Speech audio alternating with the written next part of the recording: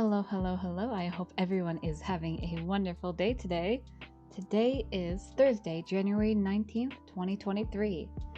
Hello. I'm a little late today.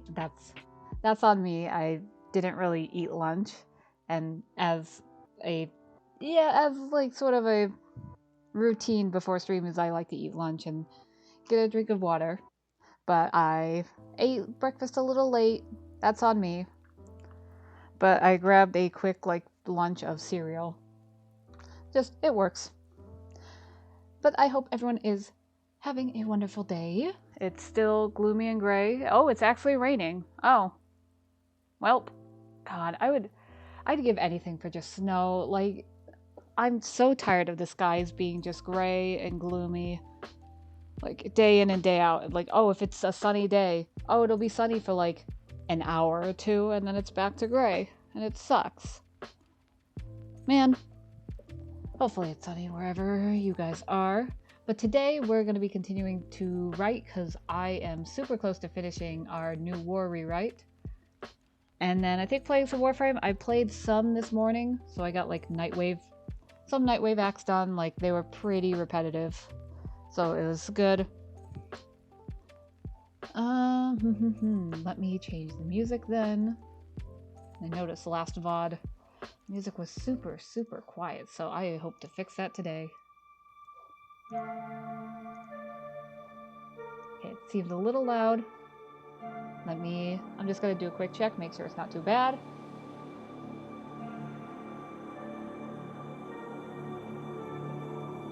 That seems good. Still a little loud, but I could always turn it down.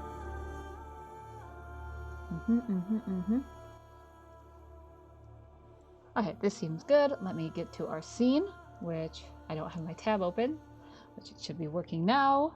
Hell yeah. Okay, so I have that. Let me get my other tab open, which you guys are not going to see, is the summary of the new war, so I don't have to replay it, because that'd suck. But yeah, as you can see, I did make like another edit. I believe the only edit I made was in the dialogue.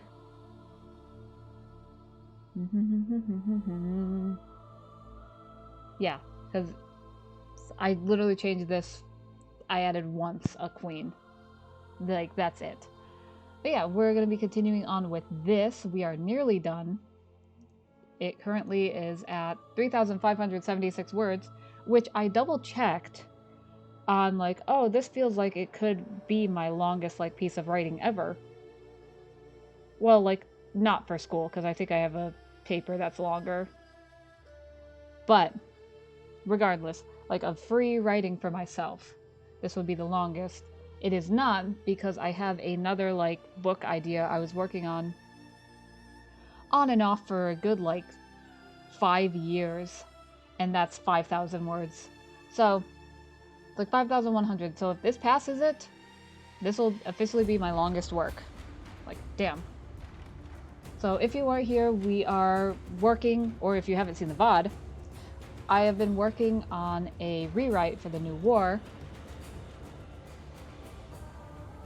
Man, why you gotta be so loud, Spotify? I accidentally opened my art program. Whoops.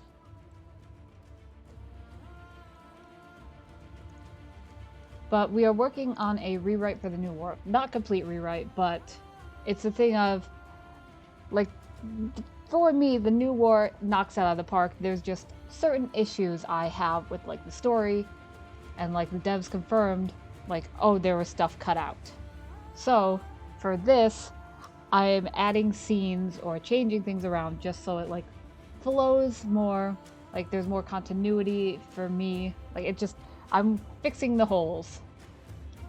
So, like, we're starting Act 1 with Call, then we go to Viso, the Railjack section, and then Teshin, yeah, Unknown Person, Operator, then we get into Act 2, the Rise of Narmer.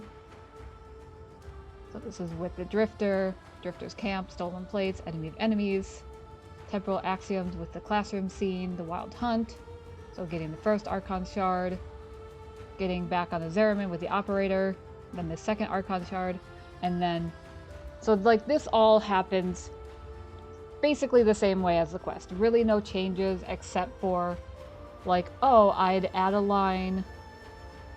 Like, this is for more Duviri Paradox, but, like, this is just a general gameplay suggestion. Like, my first, like, change would technically be here in I'd add an extra line for Teshin to say, just because it doesn't really make sense of Teshin denying the operator, no, your Warframe is useless with the Orphix fields up. It's like, but the Orphix fields, like, we dealt with those and we just used a Necromech and it was fine. So just adding this one line of, hey, the Sentients have improved their defenses, and as such, neither your Warframe or your Necromech can get close. Done. And then it's all explained why he's like, no, you can't go. Your Warframe can't go. Your Necromech can't go in. You're not going in, kid. Like, it just worked like that. Ah! Pulling my fucking headphone out. My bad. But yeah, it just continues. And then, yeah, so we just get these moments. And this is just a note about, like, how the Veils aren't Eternalism aware. Enemies. Yeah. After we get the second Archon Shard, this is where the timeline starts diverging for me. Okay, let's get a drink real quick, because damn. But this is where the story heavily diverts from the main quest. Because, like, one of the biggest issues I had with the New War, and the devs admitted, like, there was more stuff for, like, Era, but it was cut. Like, one of my biggest issues is, like, Era's turn feels far too sudden from, like, okay, I'll go down here to show, like, there's this, yeah, like, this cutscene between, like, Era and Ballas. After, like, we give Lotus the second Archon Shard, like, Era's still on Ballas' side-ish. But, like, it doesn't make sense for him to suddenly be like, no, I'm against this. It's weird. But you can see we added a full, like, 2 pages? 2 or 3 pages of just extra to make his turn make sense. So, like, we get the second Archon Shards. Oh, man. Get the second Archon Shards.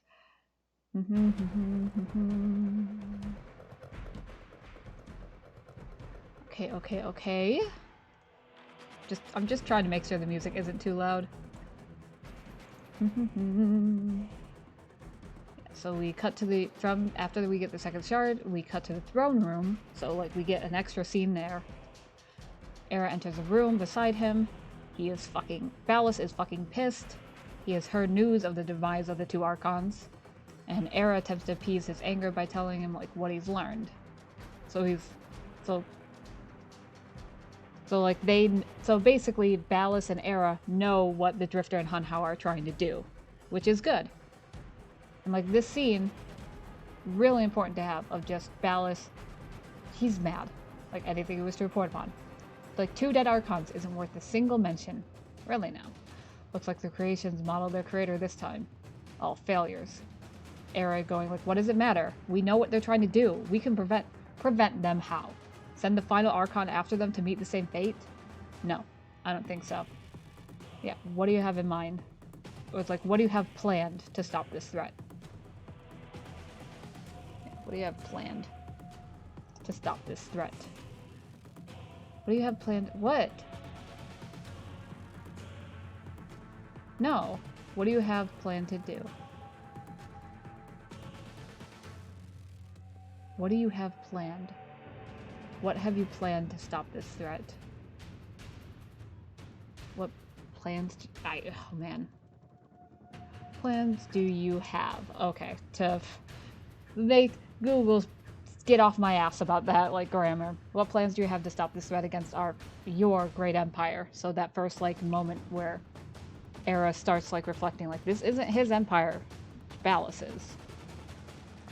That says, I think you need to prove yourself. You will deal with this Drifter and bring her, Lotus, back to me. I have plans. Now go deal with the situation you have created. So this is extremely smart on Ballas's part. Like, you want a smart villain. Because, like, it's smart for Ballas to recognize, hey, they're going after the Archon shards to give to Lotus. We don't want that. Like, we want the Lotus to come to us. Or him. But, like, you need a smart villain. Because why... it doesn't make sense. Like, oh, why is the Archon now on the Murex instead of on their planet?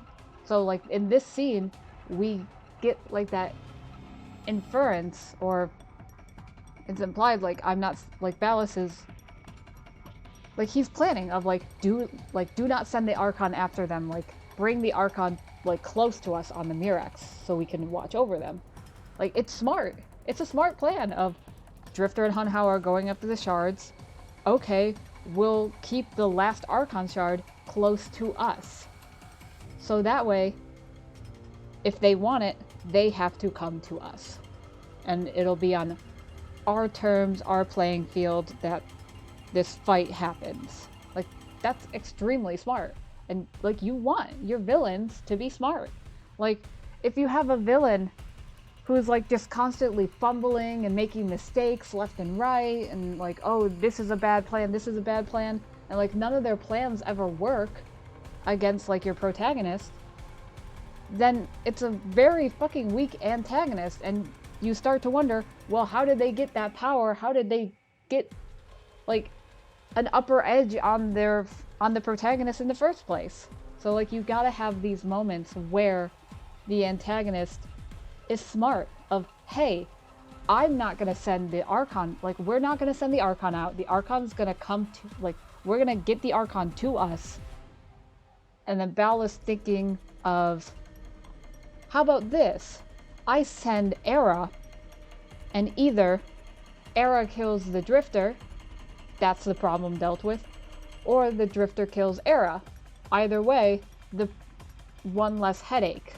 Obviously, if the Drifter kills Era, like, there's still a problem, but then Ballas being, like, yelling at Era, like, you, like, he'll, oh man, how do I phrase this? Like, because Ballas sees Era as expendable. So if he can just get rid of it, cut his losses, and go, well, oh well. Like, he failed. Like, gonna fucking cut him loose. Like, it, man. Also, I did name Act 3 Puppet Strings. I couldn't think of it. Because I was thinking last night of, like, okay, Act 2 is, like, all this Wild Hunt. Like, putting Era and the Drifter versus Era into its own act just felt right. And, like, I was coming up with names of, like, what do I want to call this act? Like, because it's the new war begins, the rise of Narmer. And then I liked, yeah, Act 4, the final showdown. And I thought, like, well, we talk about Era being a puppet. And I was thinking, like, oh, that'd be just really cool for, like, the act, Puppet Strings. But yeah, so Era gets sent, and, like, oh, it's timeline-wise of, like, how long does it take? Because, like, this is right after the Archon shard gets ripped out that this cutscene plays. Like, oh, how did Era beat the Drifter back to the camp? Because Era is standing there. Just don't worry about that. Smile. Don't worry about that. Yeah, Drifter returns to camp. They see Era, and not really admiring, but, like, looking at their home. Yeah, so this is where you've been hiding. Once a queen, now withering under the care of a child. Tell me, Drifter, how come a rat like you, who has no business messing with my affairs, has managed to take down 2 Archons? Drifter says nothing. I want them to remain a badass in this scene. And just drawing their bow. So they fight. They're evenly matched because, like I rewatched that moment of where, like, when Teshin dies and the operator comes in. In one Void Blast, Era's on his fucking knees. Like, but the Drifter doesn't have that. The Drifter doesn't have the Void powers yet. But, like, using the Nadaruk, which they've been using to take down the Archons, it's an even match. Yeah, the fight continues. Era knocks the Nadaruk out of the Drifter's hands, which, oh shit. Yeah, they retreat back into the Orbiter. Obviously, oh, why would they go to the Orbiter? Like, well, the Drifter has to protect Lotus, because the Drifter knows that's what Era is here for. So they go back into the Orbiter, and the Orbiter being smaller, Era would be at a disadvantage, because Era's pretty big.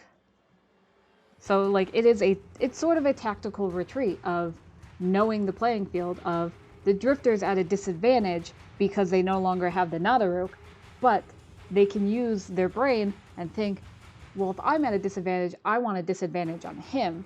I'm going to go into my Orbiter, where it's tighter quarters, and give that, like, Era wouldn't have that same freedom of movement that he was used to outside, essentially. Versus the Drifter would, because they're smaller. It's a lot. So both of them would be at a disadvantage, so it'd still be pretty evenly matched. Yeah, so they pull out the Sirocco. Era menacingly stalks into the halls of the home, which, god, that'd be so creepy. Yeah, Drifter is trying to keep both the Archon Shard and Lotus out of Era's clutches. Era is concerned about killing the Drifter and taking Lotus back. Yeah, the fight leads to the transference room. So the shard gets knocked near Lotus, and she absorbs it, and she literally just goes, "Nah, I'm out." like she sees what's happening and goes, "Nope." Just like, I know what I have to do. Like, sister, come back with me. We can make our family whole again. Like, she chose the Tenno, dude. Like, she chose the Tenno as her family. Like, Tenno? And then Lotus just looks out the door. I know what I must do. And just moves past them. She doesn't care. She's fully focused on ending Ballas, which, I mean, good for her. God, why do you have to rip out my heart with 4 armor? Why? That's not okay. Yeah, she leaves. They're just standing there of the, what the fuck just happened?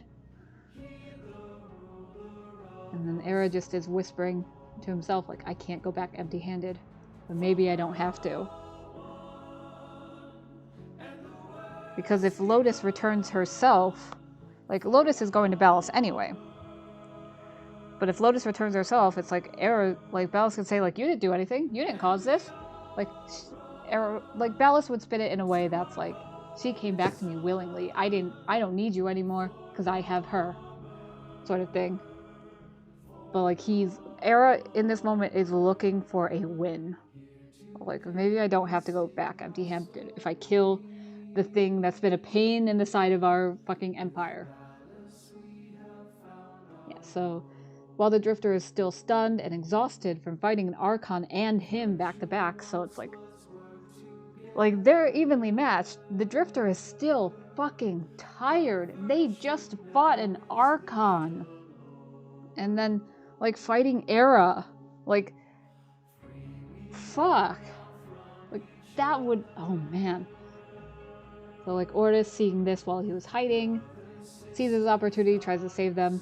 Era takes hold of Ortis in Sentinel form, and Drifter's left helpless as they watch Era crush their beloved Cephalon. Gotta have that heartbreak moment there. Like, yeah, Drifter gets their Sirocco once more and attempts to fire. He dodges, and Era just grabbing the Drifter by the throat and lifting them off the ground. So it's like, at least I can get rid of one problem today. Don't worry, I'll make sure that it hurts. Drifter being choked out. Nothing happens with their void powers. Screen goes white. Then Zeraman 10-0, we get the man in the wall deal and this whole, like, handshake scene. Yeah, screen goes white again. Era standing back from the Drifter, which, it's the thing of, like, it doesn't make sense. It's like, what happened here? Like, did time rewind, like, a few seconds or something? Because it's so weird. Even in, like, the main quest of what happens here. Because in the actual quest, like, Lotus is choking out the Drifter, the handshake scene happens, and now, afterwards, the Drifter is standing like, 10, 15 feet away from Lotus and Lotus is also just floating there, it doesn't make sense either. So I could do the mental gymnastics to say like, oh, what happened here? Why are they apart? But the actual quest doesn't explain it, so I'm not explaining it. Like, the only explanation I'll do is, like, I'll have is Era's looking in horror. So, like, we could infer something happened here, essentially. Yeah, Drifter inspects their hands, which are swirling with void energy. Yeah, they fight once more, this time with the newly gifted powers of the void. The Drifter fucking, like, with the powers of the void and the anger and seeing Ordis crushed before them, gets the upper hand. And just, oh man, like, is about to take the final shot. They stop. Era says, like, why? Kill me. That's what you want, right? End me. One. No. I'm not a monster. I don't need to kill you to get what I need. Which is, it's weird. This word need is weird. Because, like, oh, what I need. Like, the Drifter doesn't need Lotus back. It's the operator. Like, but I can't really put want to get what I... It's weird. Yeah, then you're a fool. Maybe I am. Unlike you, I'm gonna get her back. Now go crawling to the side of your Golden Lord. And remember that I chose to spare you. Yeah, Era just... not thinking twice of just... they're sparing me. Go. And also, this will be really cool later on for the Drifter. Like, oh, when Era, like, sacrifices himself. And the Drifter, like, the Drifter / operator, like, say thank you. Like, when he says, like, oh, the final Archon. Like, thank you. For the Drifter, it has this double meaning of, hey, you spared me, now you're like, I spared you, now you're giving your life to help me, like, sort of thing. Yeah, starts picking up pieces of Ordis, because I just, yeah. Then Drifters saying to themselves, besides, I have someone important to me, and I can't afford to be late. Yeah, they notice their hand is, like, the timeline effect. It's weird. Like, the timeline effect, like, there's no other way to describe it. Yeah, they move across the room, sit themselves in this transference chair. They relax into the seat and just, alright, kid. Hopefully you know what to do next. Yeah, the Drifter is gone from the chair and the operator is left standing. So this I changed from the operator sitting in the chair because I felt it was too close to the moment later on. Like, after you make the choice of, like, oh, what are you going to play as for the rest of the quest? Drifter or operator? Where they wake up in the chair. I felt it was too similar. So, like, the Drifter can sit back there. But the operator will just be in the middle of the room. And they look around and go, what happened here? Because there's just Orbiter is all torn up and it has like scorch marks. It's like, what the fuck happened here? Yeah, then we get to the final showdown. Arc or act. So like Ballas's throne room once again. So we get even more time with Ballas and Era. So like further developing Era's turn. Yeah, Era hides a limp as he walks into the room, and Ballas, he doesn't notice because he's not even looking at Era. Just, it is her, I'm certain. Of course, that was your doing, I suppose. And yet, you do not have her. A success, and yet still another overwhelming failure. Maybe if I turn you into an Archon, maybe then you'll finally be of some use to me. And he finally sees, like, he's horrified, like, you're not, like, you're gonna turn me into an Archon. Fuck. Yeah, maybe that's not such a bad... Tenno, and then he gets cut off. Should it be possible? Even hell was not hot enough to split them? Yeah, the conversation continues because it's just... I don't want to rewrite the entire, like, dialogue, but it's fine. Gather the sentient fleet. Natal will come to them. He will make her kill her so-called children for him. And then we're at the table for two scene, which is what it is called. How did I... Okay, there are colons here. Got it. So now we continue this. Yeah, the Zeramin 10-0 has appeared. Yeah, has appeared in the system.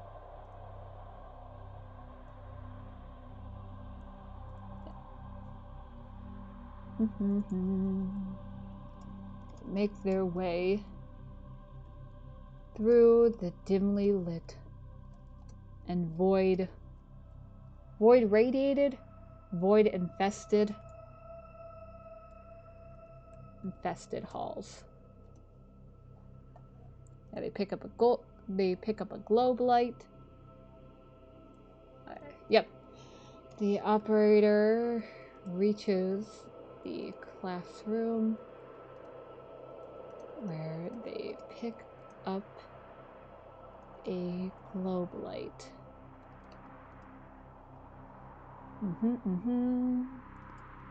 Following visions. It's like visions and like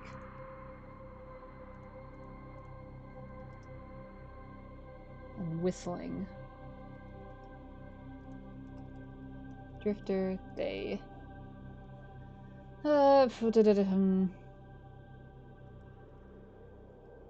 traverse the shadowy halls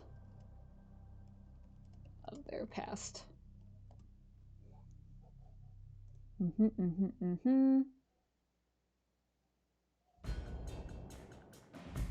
Okay, that I forgot a letter.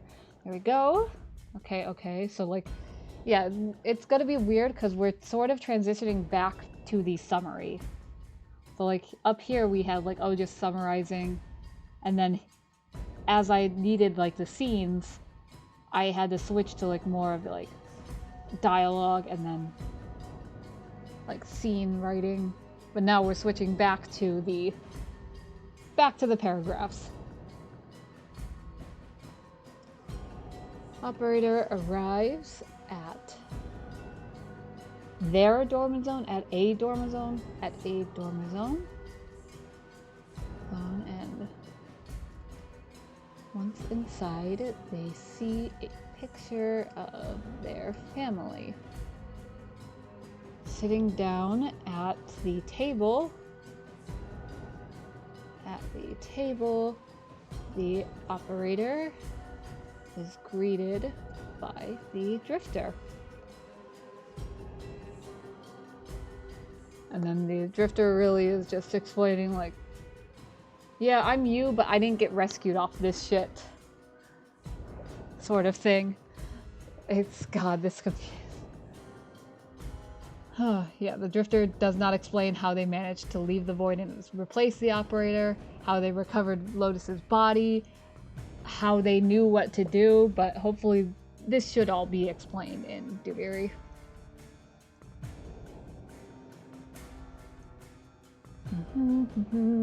Yeah. The drifter explains so little and so much how they are the version, the operator that was not rescued from the void. It's just a lot of like talking back and forth of like, oh, did you get your warframes back? Ordis okay? It's like, yeah, how did you, like, so where is she now? Sort of thing. God, I've played through and like listened to that quest so many times. Like, fuck. I think I can, yeah, I can pull up the transcript. Actually be helpful. Like, this is a very, like, on the wiki, this is a very short section of just, okay, this is gonna, come on. I know it's a big page to load. I know it's a lot of text. Come on, you can do it. Okay, that might take a bit of time. Oh, don't crash my Chrome. Hey. Oh God. Opening the transcript. Okay, we're good. There we go. Opening that transcript. Chrome didn't like it. The fleet. Yeah, by the glory and wisdom of the seven, I give my life to uphold the sanctity of the thousand legions evermore, to carry the sacred light of our dominion into the deepest dark. In this we are one. Yeah, so Ordis okay, got all your warframes back. Where's she at now? I don't know. Still missing a few from the deck, hunting that golden freak I figure. What's his name? Ballas. Wait, so you don't know? Ballas, right. Yeah, what is this? Are you from the future? Nah, but that'd be a lot easier to get now, wouldn't it? Yeah, you're the me that got rescued from the shit, and I'm the you that did not. Yeah, you've been stuck here this whole time. Not exactly, but yeah, stuck. Yeah, the freedom. Yeah, that's my cue. Finishing this is either you or me you. So what do we think? Okay. Wait, stop. No, no, stop. Google, Chrome, stop it. It's Chrome. Chrome! Thank you. It was doing the, you couldn't see it, but it was doing a weird thing about like the preview. So like Drifter does not explain. Yeah, we'll say that. Drifter does not explain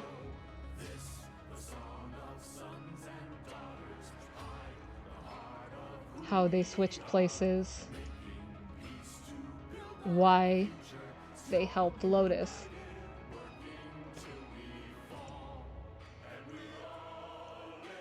Yeah, they don't explain how they managed to leave the void and replace them. They don't, like, why they helped Lotus or how they knew to help.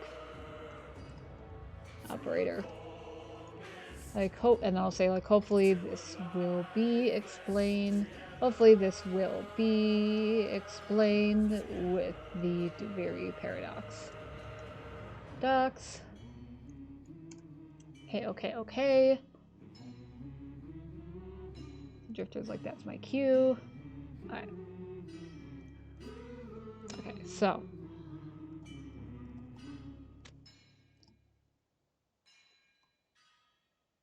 States that the way to that while they would love to help finishing the war,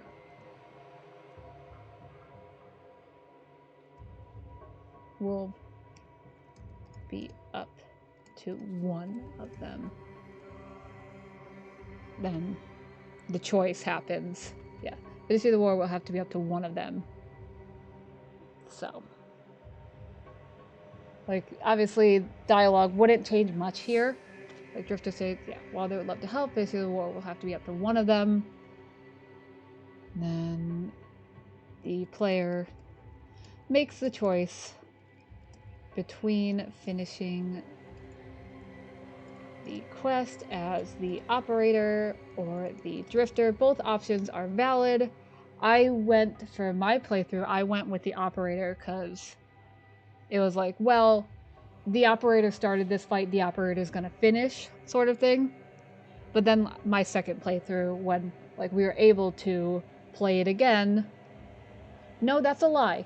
Because, no, yeah, that is a lie. My second playthrough of the New War, I was on the test cluster for like when DE did like, I think that was like one of the last test clusters of like making sure like the New War, like it was bug testing and all that. So my second playthrough, I think I went with the operator again just to like see if there's any bugs there, and then like on launch when everyone could replay the New War, I went with the drifter.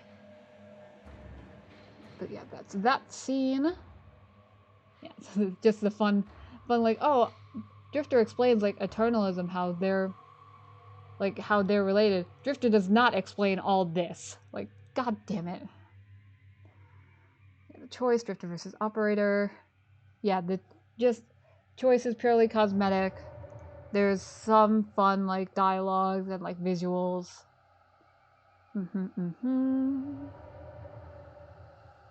Yeah. Oh, right. That's technically this isn't done yet. So the, oh god, how am I going to refer to them? Because now it's the, I guess the player. Because like, oh, the operator drifter sits up in the chair. Man. Oh, just, no. Just call them the Tenno. Just, the Tenno. Oh. Like, does the screen go? Oh god, let me, war frame. Just a little detail of like, does the screen like No, not the wiki. No, no, no, no, no. Full quest. That's not the full quest. Come on.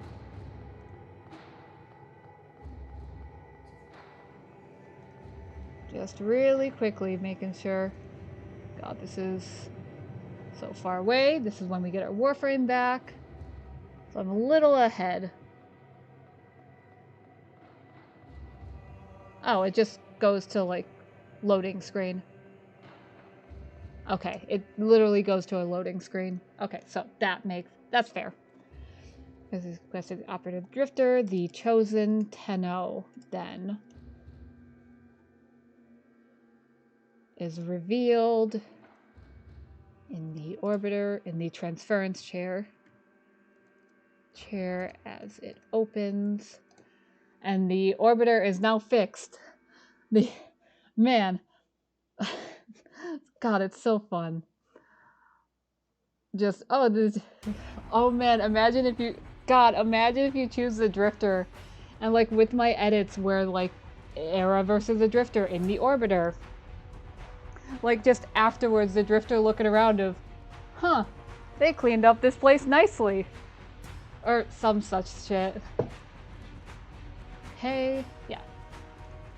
Ordis has lifted the stasis protocols on the orbiter.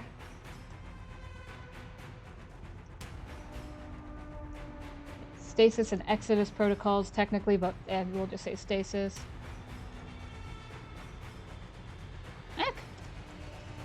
Tenno then can access their arsenal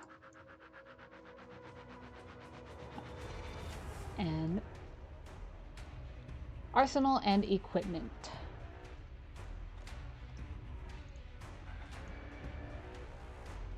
So they take care to re-equip, which is, it's one of the things I remember was in leading up to the new war was like one of the requirements was going to be like, oh, you have to build the paracesis, but they sort of scrapped it because like as they got closer they forgot to sort of say that, so they're like, oh, we'll just give you one for the quest. It was like, oh well, like because they didn't want like people to, I remember they said like they didn't want people to like log in like that day and be like, oh, I'm ready to play the new war, and be, I have to farm 1,000 ducats and build this fucking melee weapon. So like that's fair. They take care to re-equip or equip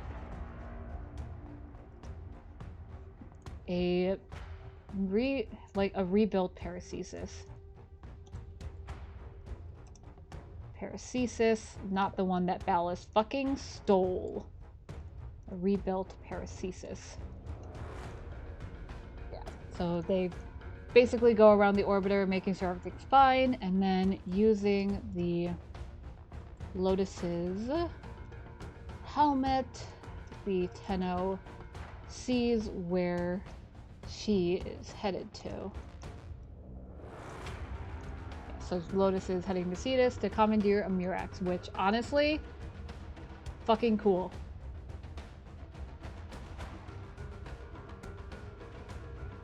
So this is, she gives We Live quest, which really fun fact of the whole, like, we're getting into like the Unum.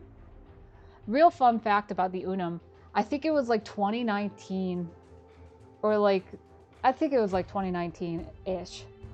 I remember having like a thought of like, oh, would it be so cool, like, I think it was for raids or something, of like we climb the Unum Tower for something or another. Like it'd be like a new game mode of like climb the tower.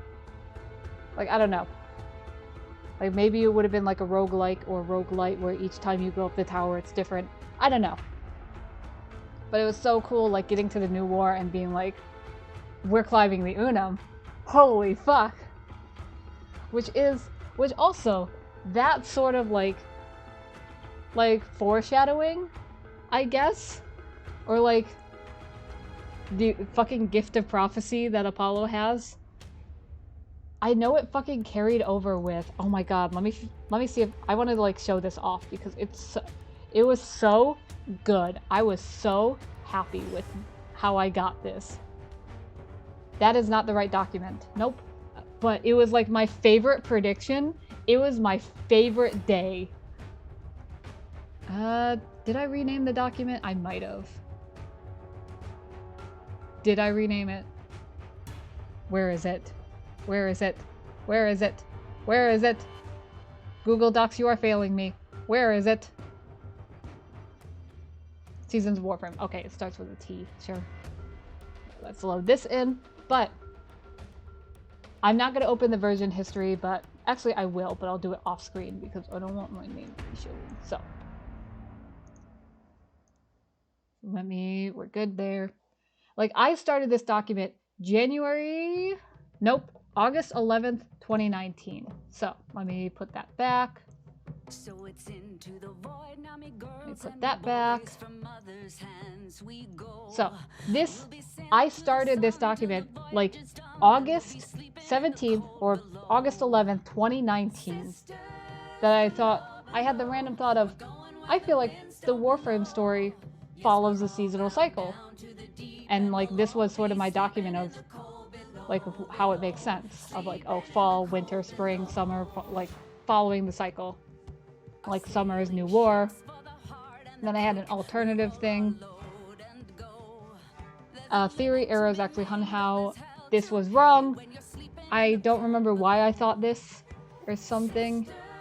I think I remember because like we hadn't heard from Hun Hao since like the second dream. So we were like, okay, maybe like Ballas did something. And like, because we were like, oh, Era must have died like in the Era cinematic. Like when he got blasted by 6 Void Children. So I was like, oh, maybe Era doesn't exist, that's just Hun Hao. This is this is from TennoCon. So the big like TennoCon 2021 stream where they showed off like the opening like cinematic where Ballas is narrating. This was my favorite fucking day. Because it was just Ballas be like, we are seasons. This, like, 2 years I sat on this theory before it was like, yeah, this works. But also, like, my prediction for the new war, not bad. Like, obviously, like, it's sort of bare bones because we didn't know what would happen, but, like, we play as Call, Viso, and then Teshin. Yeah. The tide turns in favor of the Sentients. I didn't expect that we would win. Or I didn't expect that we would fully lose. I thought it would just be longer. But you can see, like, oh, we see scenes from the Zeraman 10-0. That happened. Like, Act 2, I remember this being difficult for, like, I don't know what's gonna happen in Act 2, like, no idea. Yeah, we push back the Sentients, somebody is gonna die, and then using the Unum. So I was so, like, ready for, like, I want to climb the Unum Tower. And I'm so happy I got it. Like, oh, we go back and save Margulis, because I didn't think, we kill Nata or Lotus, and then we get Margulis back. But obviously things changed. But that was my favorite fucking day when that TennoCon 2021 is like, we are seasons. Just 2 years I sat on that theory of like, fuck. Like sometimes Apollo's just in his golden chariot and he has a Nerf gun that's just the gift of prophecy. And sometimes you just get hit. Okay, so we go to... So the Lotus is headed to Cetus to hijack the Murex that is sitting on top of the Unum Tower. So like we had like our big deviation from the storyline, but like this is where especially the story starts getting back to what it used to be, because the rest of it is pretty good.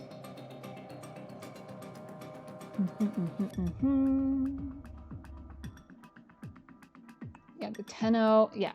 So, due to the Orphix, if I can spell, Orphix field surrounding Cetus, the Tenno must sneak in through the Quill's base. They tear off the veils of the various vendors, including Kanzu. And yeah, you could obviously do 10 Ostrons, but like, there's no reward for doing it. Yeah, Deacon Patrol remains invulnerable, but you can use Void Mode, including Kanzu.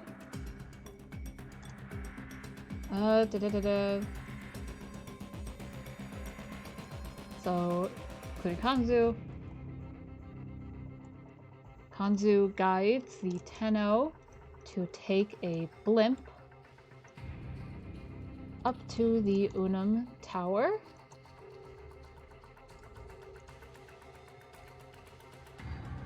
Yeah, they recover their Warframe to the Unum Tower.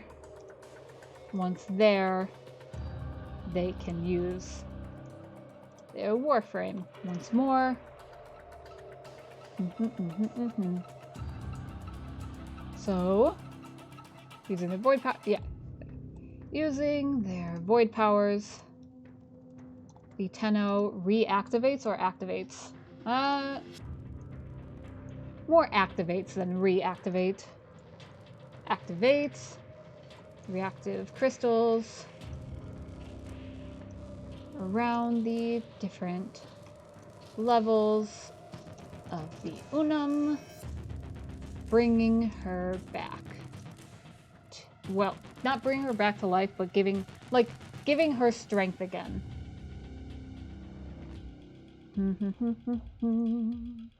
Or like reawakening her. Yeah. Awakening her. Yeah. So the Unum stops time, which she can just do. She could just do that. I don't know. Like, man, the Unum sounds so cool. I want more explanation. Are we ever gonna get them? No. We're the Tenno, and they board, and with her help, they board the Murex. Then we're on the Murex. Okay, so we're getting to the final showdown. Hell yeah, we're getting there. Like, I think we should be able to finish this. We should be able to finish this today. At least I hope so. Yeah, she gives me live. Got the Murex. God, I wish. Man, I wish like Google Docs was a little smarter, because like Microsoft Word, I could be in the middle of a word. If I hit Control B, it'll bold the word. Google Docs doesn't do that. Like, fuck, man. I wish it did. Yeah, so on board of the Murex.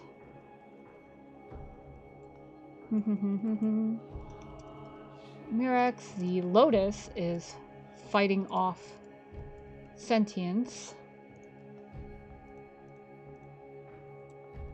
And once she sees the Tenno, she warns that this is not their fight. Ballas. Yeah, this is not your fight. Like, Ballas is mine. It's hers alone to fight.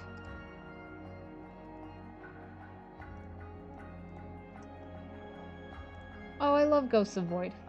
Love that. I just find the Void soundtrack really nice. Okay, yeah, Ballas is, yeah, so. The Tenno proceeds to ignore this warning. Warning to try and help. Lotus reveals Balas's plan to complete Pragassa's original purpose of devouring the fucking sun. Which, God, I wish, like, I know there's no, like, are there actually mission objectives? Let me find this. Skip ahead, skip ahead, skip ahead, skip ahead. Find the Murex. Come on. Yeah, board the Murex. Yeah, it's pursue the Lotus. Yeah, pursue the Lotus, then after, I think it's... Yeah, then... Okay, the Railjack section. Yeah, approach Pregassa.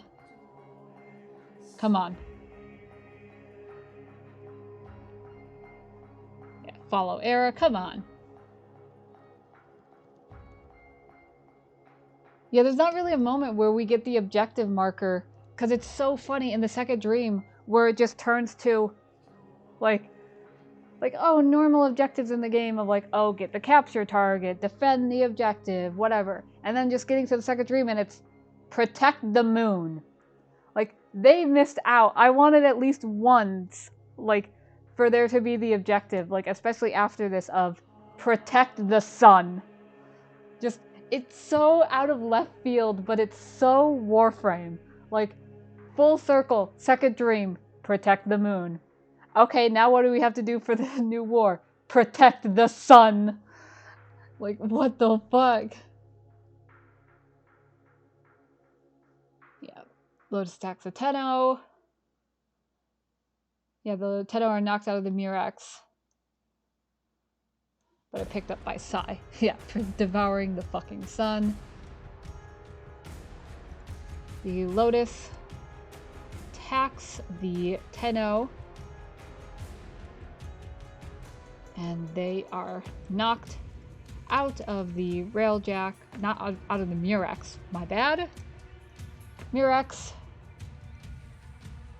like, they're like sucked into like that like weird, oh man, I don't even know. Like, they're knocked out of the Murex basically, or like sucked out of the Murex. So luckily the Tenno transfers back into their Warframe, but they are left stranded in space as the Murex jumps closer to the sun. And then Sai appears, just Tenno on your 6, which is, God, was such a cool moment. Sai appears behind the Tenno, scooping them up with their Railjack, which is so cool. And no Railjack crew are there. They open a hole. Yeah. Then the Railjack then jumps into the void to chase after the Murex with Lotus. And then there's the approach Pregassa. Yeah, approach Pregassa. On Pregassa, the final showdown. Final showdown and then the conclusion. So we're nearly done, which, hell yeah. Whew. So we'll set it to like approach. Pregassa, spelling that wrong. Just approach Pregassa, on Pregassa, the final showdown, and conclusion. How many words are we at so far?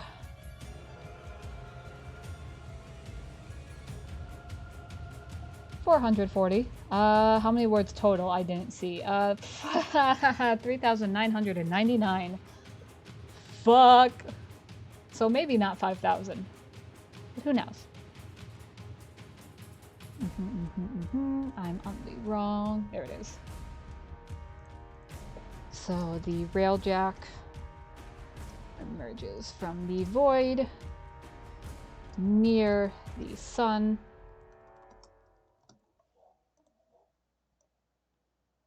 Yeah. So we have to get through like a blockade, which is fine.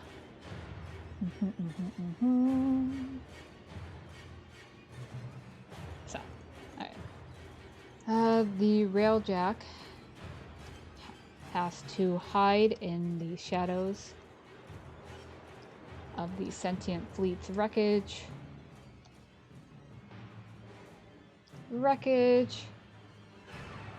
To avoid fatal damage from the sun. During this time, Ballas declares to the Origin system, his plans of using the sun's energy to open a portal to allow his passage to Tau.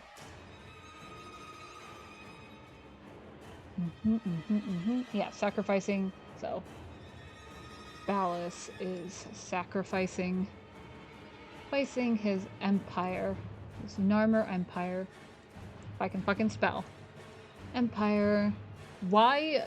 I get. It's sort of explained. He just sort of gives up. Of like, okay, the Tenno are back. Fuck this. I'm going to Tau.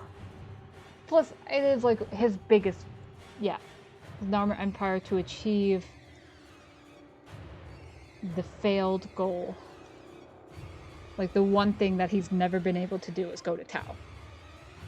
To achieve the failed goal that continually haunts over his mind. Lotus interrupts this speech by ramming her Mirax into Pregassa.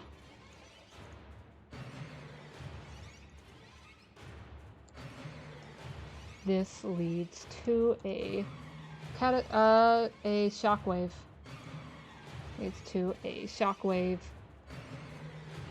Which causes a catastrophic breach on the Railjack. After being fixed,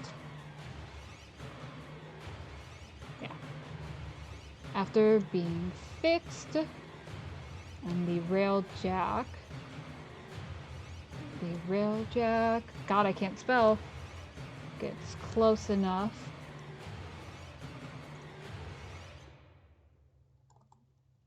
the Tenno launch their Necromech. The Tenno use Railjack's slingshot. What? No. To launch their Necromech. That's not how you spell that. Necromech. Towards or into the sentient mothership. Yes. Don't stop it.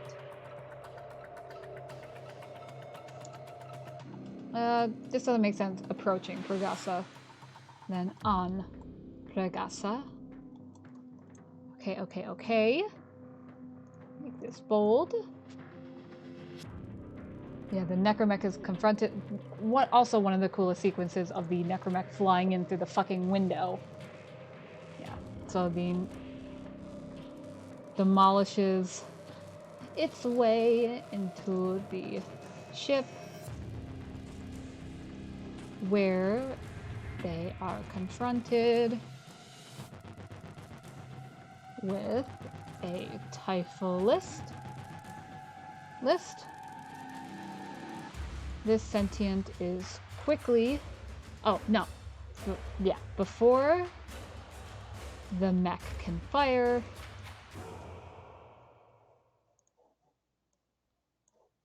Fire.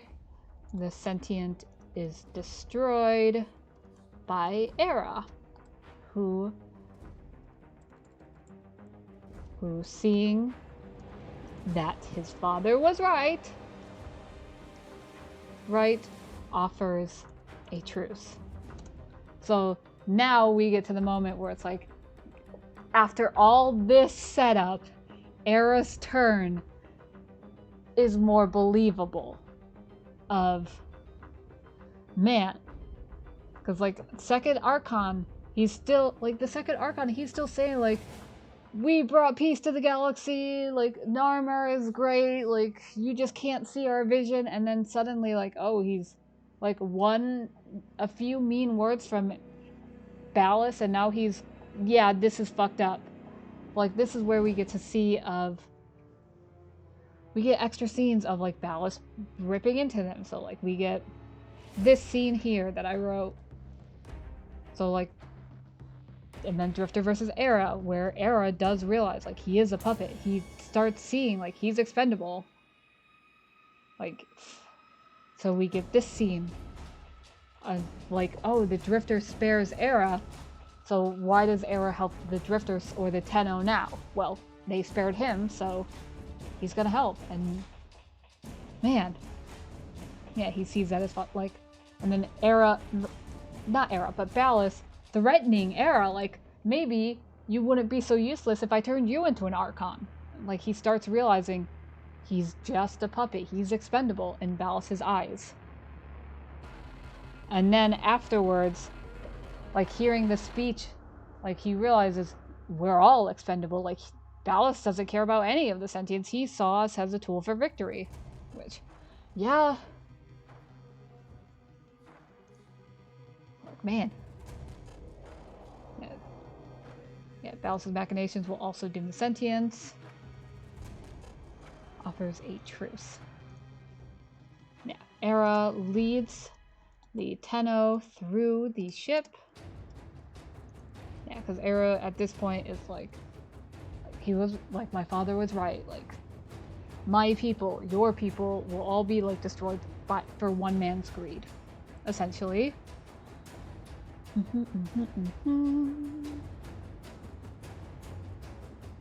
Leads the Tenno through the ship to the final Archon. So like during this, like, it's the same thing where the not Drifter, but the Tenno and Era are talking about like, like Lotus is going to Ballast, like she's not strong enough.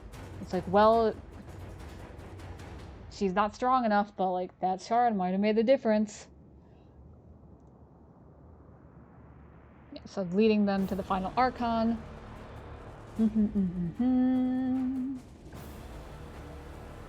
So like at this point their goals are aligned, which is really cool. Because like back then when they're fighting, like they're both trying to get Lotus back, or Nata. Like they're in this like moment, their goals are aligned. It's just that they still have to fight. Oh man, it's so cool. And now it's like that extra moment of like, oh, like I saved you, like I spared you, and you're helping me now. Like that's just like that give and take, like nice. Come on. Yeah. Oh, second dream. Yeah, leads them to the final Archon. Yeah, before seemingly being crushed, which still, like, in the quest felt a little, like, cheap. But, I mean, they had probably had plans at this point that Era was going to become an Archon or Era was going to become Pazul for Veilbreaker. So, like, I do like having that setup of, like, back here, like, maybe if I turn you into an Archon. So, like, maybe, like, after he's crushed, like, some of the deacons overheard that. Or like, oh, this is what he wants. And they found his body. They found Era's body and went, yep, the Golden Lord wanted him to be an Archon, so let's do it. And, like, forced him. Like, oh man, that'd be cool. so they guide to the final Archon. So the final Archon is on the Mirax because it's smart. It's a smart plan. I need to stop hitting my knee against my desk. It's a smart plan. You want your villains or antagonists to be smart. Is on the Mirax. Yeah, is on the Mirax because Ballas, if I can spell his name, Ballas has called them back. Back. Like, as stated earlier, actually, I'll put this in like a note. Like, the final Archon is on the Mirax because Ballas has called them back. This is a smart move, as he knows that the Drifter needs the final shard to bring back Lotus. So it's like, keep your friends close, your enemies closer. But like, so by having the Archon on the Mirax, it's like, well, they want the Archon shard, they want her, well, she's coming to me, and the Archon, well, they're safe with us too.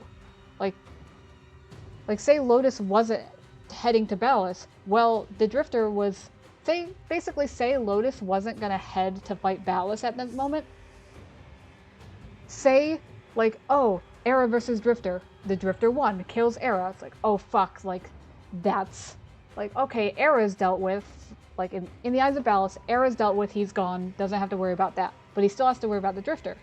So instead of leaving the Archon just on their own on a planet, like, weak, like, not as defended, calls them back, like, to the Mirax. That's smart. Because, say Lotus is somewhere else entirely, like, not even on the Mirax, not approaching at all. Well, the Drifter's gonna need that Archon shard. So, what are they gonna do? Track down the Archon and come to the Mirax, where they deal with the Drifter, then they have the shard as leverage. And eventually Lotus will come to them. It's just, you want smart antagonists, essentially. Like, you don't want an antagonist where it's like, oh, every plan of theirs fails. Like you need antagonists, like, with good motives, and like, you need them to have good plans, essentially. Because otherwise, like, it's a wonder, like, how, like, if every plan of the antagonist fails, like, if every plan of the antagonist fails, then how come, like, the antagonist won over the protagonist? It doesn't make sense. But we continue on. So we lead, yeah, so Drifter, smart move, he knows the Drifter needs the final shard, so he can deal with Lotus, deal with the Drifter. Obviously, the fucking Warframes decimate an Archon. Yeah, it's a smart move. So, Era guides the Tenno to the Archon, but right before, which, no, I think, I don't know if I want him to be crushed, but because that just feels like very, like, contrived. Of like, oh, he gets crushed by Rebel, oh no, haha. But I don't know if I want to be like that cutscene of like, Era attacks the Archon and the Archon just like tears them apart. Because, like, I don't want the Drifter to just be standing there. So, like, I don't think there's like I don't think there's a better way to like have that than just rocks fall, Era's dead. Like, that's a hard thing. Because, like, the Necromech is, like, wearing down because of the heat of the sun or whatever. And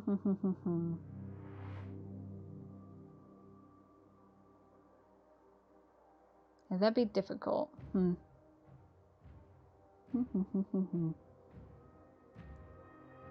Because I'm wondering, maybe it would be, like, they both step in. But, like, we'd be no, because there's the Orphex Fields in there, so we wouldn't have our Warframes yet. Because that's in the quest of the final Archon. You disable the 3 fields, then you get your Warframe back and can fight the Archon. So like we walk in, the Archon just sneak attacks Era, like tosses him to the side. But like I still want to, but it's the thing of I still want to have that moment like where Era like rescues the operator or the Tenno, and we get that moment where it's just a thank you. Like it's a cute moment. Because Era says, what? Yeah, it's like the final Archon will be waiting for you. Maybe its power will make her whole again, give her enough strength to resist. Understood. Thank you. Because that's a hard thing to write in, like the self-sacrifice. Because if you're in the middle of a fight, why would the enemy just stand there, essentially? So this is, because like oh man, that's a tough like ball to play. Of like it'd be better if Era doesn't like just die to like a wall falling on him. But at the same time, how else is he gonna like be removed from the storyline at this point to become Pazul? So this is a very like interesting situation. Cause like I want that moment of like, oh, the final Archon, da da da da. Yeah, there's really no better way to then. Yeah. The Necromech starts failing due to the like pressure of the sun, due to the intensity of the sun. Yeah, I guess we'll keep it for now, and maybe like I'll keep brainstorming on like maybe a way to like fix this. Like I do want to see like the Archon just toss aside Era, be like, nah.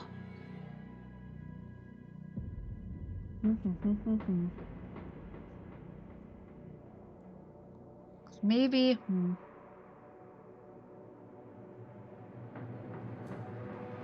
Maybe there's like a few deacons? I don't know. Like maybe instead of like a wall, like some deacons ambush him and just hold him down. Like, oh man, how do I do this? Like where like Era's being like held back by like deacons. And like we're just going on ahead and he's like screaming out like, the final Archon, just go! Go! It's like understood. Thank you. And then after that, like the wall crashes down. That could be a thing. Starts failing. Like obviously while this is happening, the sun is like tearing through the ship because it's the fucking sun.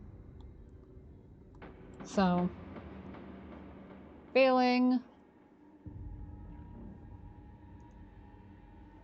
Archon.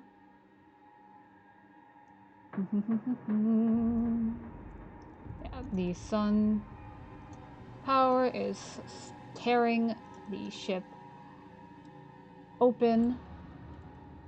Necromech starts failing due to the intensity of the sun. Yeah, that could be cool. That could be a thing of where like somehow we get like ahead of air. Like, the Tenno moves ahead of Era. No, and then due to one of the sun blasts, like Era's like, oh, we're coming up on it, and like one of the sun blasts happens, and like the Necromech is like shot forward, Era's shot back. Ooh. So a sun blast, we'll say, comes between the two of them. This could work. Like how do I make it so like Era's left behind, but we still get that moment of like where they see each other, acknowledge each other, and go, thank you, and then separate. Like, man, that'd be cool. Alright, a sunblast comes between the two of them, sending the mech forward and Era back. Because like up to this point, like I think we've been fighting sentience, but like as we get closer, to the Archon, it would make sense to have, like, more deacons and stuff, you know? Like, better fighters. They're back. So, like, since they are close to the Archon, deacons rush in. So, like, the Necromech has failed and we're, like, standing there. Deacons rush in. They climb over Era, pinning him to the ground. He struggles against their hold. So, like, at, like, the ceiling between the Tenno and Era is crumbling apart. Crumbling. Precipice of failing. Of falling. Yeah, precipice of falling. Yeah, Era's like screaming out, like, just go! Like, the final Archon is ahead. Go! Leave me. Like, it's, like, that feels a bit better than just wall falls on him. Like, he is cornered by deacons. Like, he's fighting deacons to try to get out. But he just cannot do it. Once his subjects, now he's a traitor. Like, man. And these deacons, we can assume, follow Balas's order and turns him into an Archon. Because, oh, like, in their minds, like, oh, he's a traitor. He betrayed us. Like, Balas said if he made him an Archon, he'd be less useless. It would make sense. Yeah, the ceiling between them is crumbling, like, due to the Void Blast. Like, Eris shouts at the Tenno to just go. Shouts at the Tenno, the Archon is just ahead, and to leave him behind. And the shard, maybe it will. Let me see, like, let me see the actual transcript of this scene. Come on.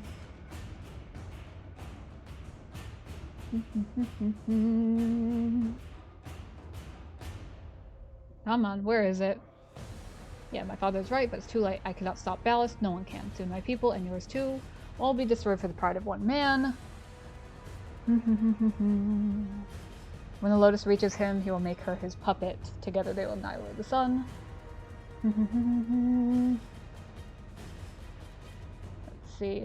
Yeah, the final Archon, it will be waiting for you. Maybe its power will make her whole again. Give her enough strength to resist. The Tenno says. Understood. They turn back. Thank you. And then in this scene, is, like, having this moment where Era's sacrificing, like, now for the Drifter it has a double meaning of, as I've been saying, the Drifter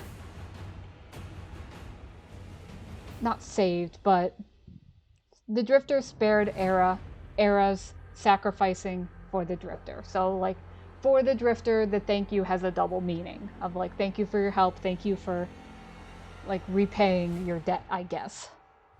Yeah, to leave him behind. So the ceiling crumbles. Yeah, the ceiling crumbles and we get to the Archon fight. Yeah, the ceiling crumbles and the path between them is blocked.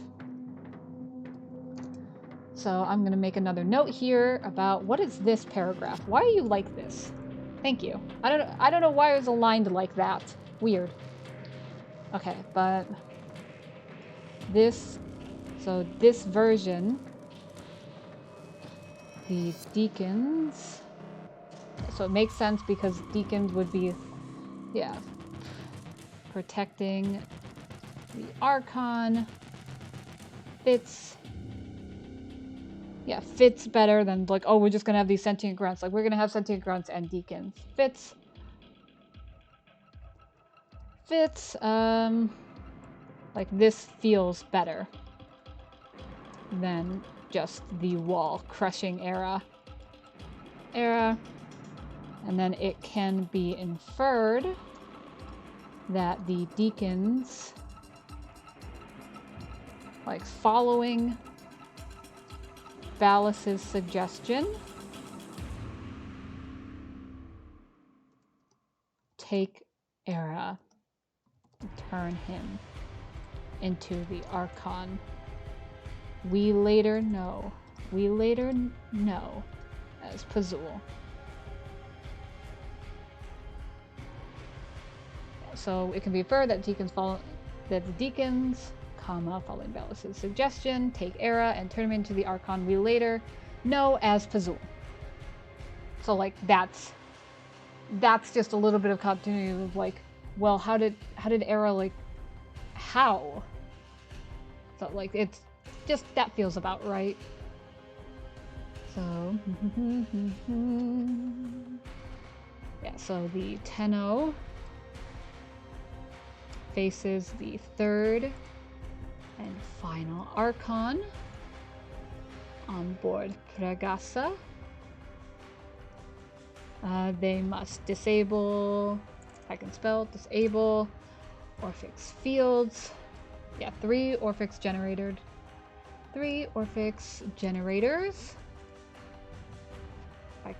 I can't spell generators.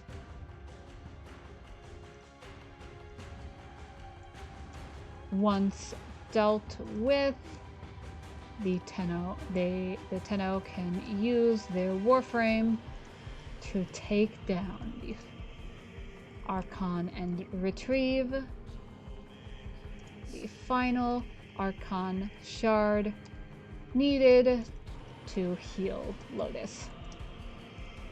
Yeah, so we harvest the shard. Hell yeah.